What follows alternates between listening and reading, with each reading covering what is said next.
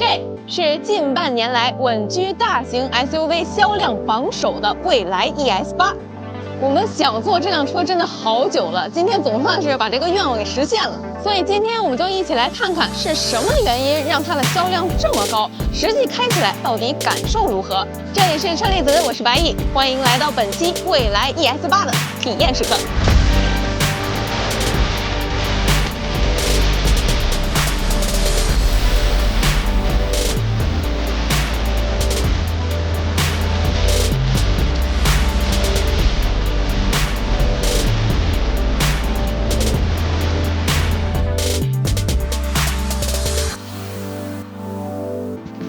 幾乎可以說，各家都已經推出了旗艦級別的大型 SUV。對於豪華的理解，大家也都是各有不同。蔚來交出的答卷非常有自己的特色，不浮誇，不抄襲，沉穩有力。5.28米的車長，個頭已經很大了，但是你一眼看過去不會覺得很臃腫，反而還挺協調的。從1代到現在的3代對比來看，我能感覺出蔚來在設計語言上的變化，那就是取消冗餘設計，讓視覺的整體性更強。比如減少鍍裝飾，更多的讓線面結合來塑造立體感；優化燈組造型，讓它和車身更加和諧。車窗走線平直，沒有多餘的凸面和上揚的線條，這樣它的氣場看着也更加厚重了。總結來說，就是在簡約的基底上，通過合理的曲線變化來營造尊榮感。我覺得這是一個很高級的設計手段。相比一味的去加裝飾，或者是無腦的為了簡約而簡約，蔚來的審美還是挺戳中我的。我今天的這輛車是26款的6座豪華，指導價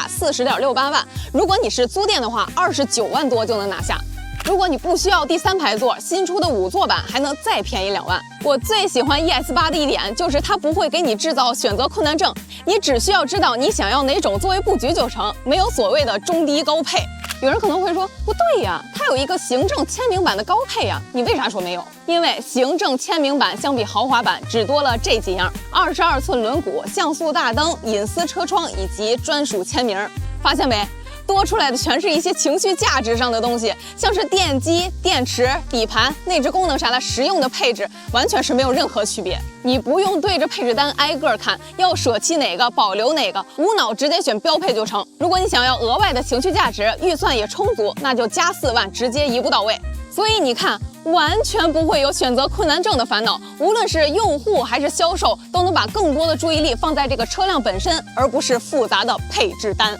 ES8 的顏色上還是偏沉穩的，可以選擇的那幾個色都是明度很暗的風格，這也很符合它這輛車的氣質，家用不死板，商用不輕浮。儲物能力上，前備箱是可以用的，跟 L90 一樣，敲2下就開了。它這個前備箱是有一個階梯的設計，我們現在拿這個登機箱給大家試一下它的空間哈。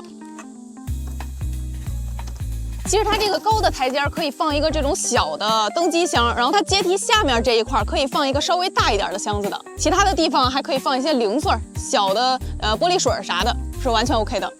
來到後備箱，打開後備箱的時候，它整個車身會往下降一些，所以放東西也會更方便一點。現在第3排是調到了可以坐人並且比較舒服的一個狀態。咱們來看一下啊，整個後備箱空間大概是這麼大。我們拿登機箱試一下。豎着是可以放下一個登機箱的啊，這邊可以放一個，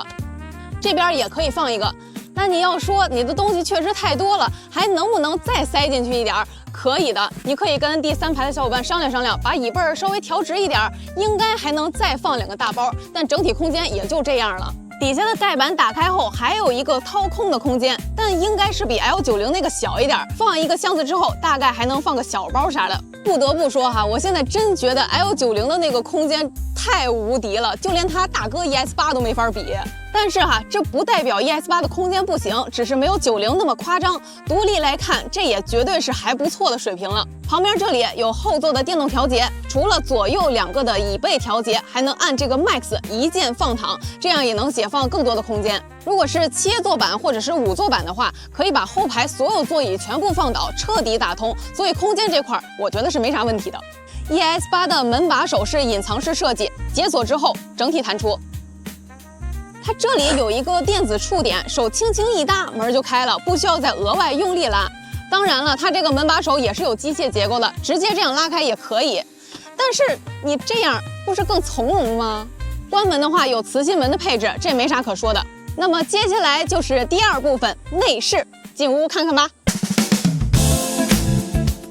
剛才講外觀的時候呢，我就說到了未來的設計很高級，那到了內飾就更能感覺到了。你看哈，雖然它也是雙拼方向盤，這裡一塊大屏，底下2個充電板，似乎很像是公版內飾，但是我坐進來之後，它整體的氛圍完全不會讓我感覺很廉價，情緒價值是拉滿的。它沒有一味的追求極簡風，從擋風這裡看下來，先是有一整條屏幕貫穿左右，並且這個屏幕是被包裹在裡面的，不是那種孤零零的一個單立在這兒的，一體性很強。再往下是一個銳角的包裹，到這裡再分割了一小下，組合在一起，我會感覺就很飽滿立體，很有層次感。包括車門這裡，你也能看到它用了層次分明的設計，門板這裡的水平縫線，再到底下的木紋裝飾板，加上音響罩的金屬材質，組合在一起就很搭，好看又不凌亂。如果你也看過其他品牌的旗艦車型的話，你會發現這麼一個現象，就是他們的內飾很容易兩極分化，要麼就是啥設計都沒有的公版內飾，毫無情緒價值，要麼就是胡亂一氣兒的把他們覺得豪華的配置啊、材質啊都堆在上面，組合在一起就看着亂七八糟的。似乎很少有像 ES8這樣的既乾淨又很有氣質的設計，這種自然又高級的風格真的很考驗設計師的水平。功能方面，前面標配了 HUD， 方向盤有電動調節、記憶功能，還有加熱配置。前方這一條天際屏分辨率很高，顯示效果挺不錯的。除了基本的行車信息，像是能耗、歌詞、時間等也都可以切換。副駕這邊基本和主駕顯示的一樣，可以更換的也都是這些模塊，所以它不像理想那樣給副駕一個娛樂屏，想要看電影的話得在中控屏去看。它這個天際屏還承擔了氛圍燈的作用，你看從中控這裡更換主題，它會同步改變顏色和效果，白天看可能不明顯，晚上開車這種氛圍感真的還挺足的。中控屏操作比較流暢，沒啥延遲，邏輯上也沒有很複雜，這些常用的設置都能很快的找到。下面這裡中控這邊的用料還是不錯的，充電托盤都是有絨面包裹的，包括邊框也都是哑光金屬，整個面板都用了木头的材質，視覺和手感上質感很棒。那說到質感，我發現它幾乎把我手能碰到的所有的地方都用了軟化的皮革包裹，甚至是下方这個儲物格也不是塑料，也是有皮子的，包括這個反光鏡絨面的材質，阻尼也很高級，所以就是整體這個豪華的感覺做得很到位。那說了這麼多優點，我也發現了一個槽點，比如第一個就是這個開門鍵，它放在了上邊，一開始我還真有點不習慣，因為一般這個鍵都是放在把手的側邊，這樣手腕的角度會比較正常，這樣你放上邊的話稍微有點不太得勁兒。第二個就是它沒有副駕的手套箱，這樣就少了一個儲物的空間，因為我會平時把一些文件類或者是不常用的東西放在這裡面，這樣的話就只能放在中控底下了。OK， 我現在來到了第二排，我現在坐的位置應該是整輛車最舒服的位置了，因為它可以開啟完全體的零重力，一會兒給你們展示哈。空間上我覺得沒啥可說的，很夠用，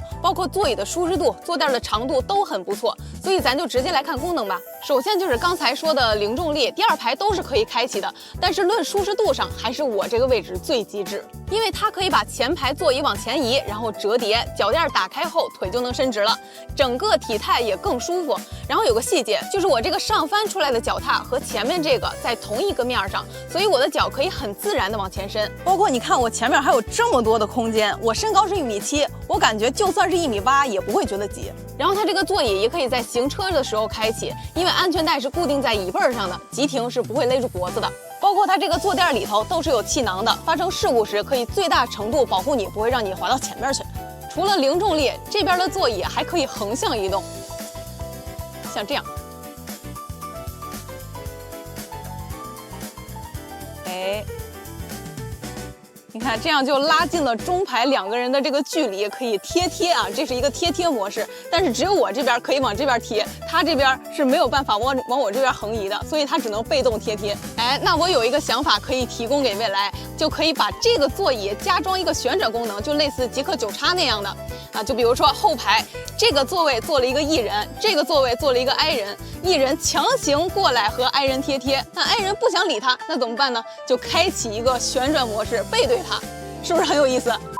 看下其他功能，前面這裡有一個冰箱，空間還是挺大的，放個幾瓶水沒啥問題。上面這兒有一個小屏，可以控制空調、座椅和音樂。這個小屏還有一個很實用的功能，就是在你開門的时候，这个小屏会显示门外后方的画面，提醒你有没有来车或者是行人。然后前排这里也有提示功能，在天气屏这块还挺实用的。然后就是这个小桌板，它在设计上有个小细节，就是平时可能前排这个座椅的角度不太对，导致这个桌板是斜的。那这个时候就可以点这个桌板调平。哎，你看，它在慢慢的往下降，它自动就帮你把前排座椅调正，然后让桌板回到最舒服的位置，很有意思哈。上面这儿电视肯定也是标配了，这是一块21.4寸的 mini LED 大屏。清晰度肯定是没啥問題，想看什麼直接用手滑就行。如果經常帶孩子的話，這個屏肯定是非常實用的。剛才說這個小屏的時候，說它可以設置音樂，包括網易雲什麼的都是可以直接使用的。那我覺得第二排的聽歌效果比第一排還要好一些，因為它整車是一個8.1.4.2的杜比全景聲，8個環繞喇叭加一個低音炮加4個天空喇叭，再加2個頭枕喇叭，這數量真的還挺多的。那你看我現在這個位置，頭頂就有2個環繞喇叭，我的感覺是要比前排更有沉浸感的。OK， 我們現在把第二排調回正常位置，它這裡有一個一鍵還原，點一下所有座椅就都復原了。那我現在這個位置就是工程師認為最合理的位置，咱們現在去第3排看看。首先第一個要說的就是它這個地台非常平整，沒有任何的凸起，還有台階。一馬平川，所以無論你是在第2排移動，還是從第2排去第3排，都很輕鬆。OK， 那第二個要說的就是空間大小，可以說和 L90一樣優秀。你們可以看到我腿部空間還有這麼多，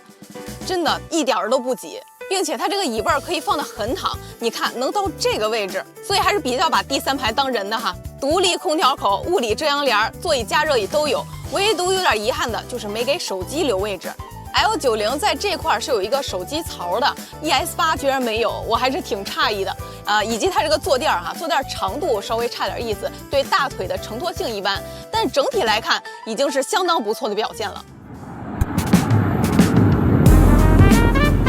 OK， 我們把這輛 ES8開起來，跟大家聊聊它的行駛感受。先說動力，2字兒，有勁兒。雙電機707匹，最大扭矩700牛米，官方0-100加速3.97秒。無論是在市區內開，還是在高速上超車，都感覺它的動力儲備非常充裕，隨踩隨有。尤其是在運動模式下，它給我的這種加速感，真的會讓我很有信心。並且它的油門調教沒有前幾代那麼賊了，以前開蔚來的車踩一點兒就往前衝，而 ES8明顯更舒服，加速度是一個比較自然的上升曲線，越踩越油的感覺。我能感覺出設計師想讓它開得更平順，不要一下子就把力量釋放出來，但這個絕對不代表它動力有延遲哈，它很像是一個大排自吸車，動力是源源不斷的，既克制又不拖沓。不僅如此，在日常舒適模式下，它的動能回收也比較克制，能感覺到有，但是不會太影響你的滑行，速度是均勻的降低，不太容易暈車。所以它的這套動力調教是兼顧了舒適和力量感的，日常駕駛會非常舒服。